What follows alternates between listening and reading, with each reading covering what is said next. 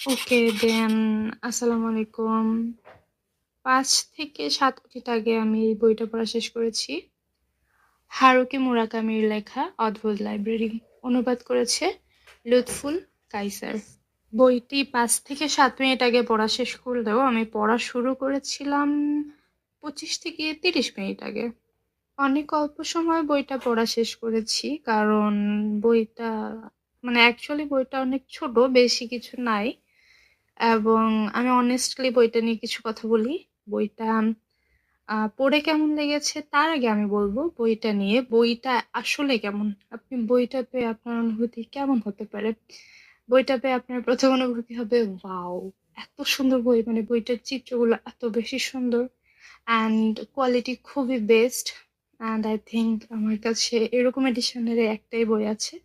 আপনি এই ছবিগুলো দেখলেই বুঝতে পারছেন। এবার বলবো আমার বইটা পড়ে কেমন লেগেছে। অনেস্টলি বলতে আমার বইটা বেশি ভালো লাগে নাই। বইটা ভালো না লাগার ১ম কারণ হচ্ছে এটা আমার কিশোর গল্প লেগেছে। এটা ছোটদের জন্য আই থিংক একটা বেস্ট বই। বাট আমার বেশি একটা ভালো লাগে নাই। কিন্তু বইটা ওভারঅল ভালো, ওভারঅল খারাপ না। পড়তে পারেন আপনারা। সাজেস্ট করব যে যেহেতু হারুকি মুরাকামির লেখা, তো আপনারা একবার পড়তে পারেন। কিছু হিডেন জিনিস আছে যেগুলো আপনারা ব্যাখ্যা করতে পারবেন, রিলেট করতে পারবেন। And thank you. টাটা, আল্লাহ হাফেজ।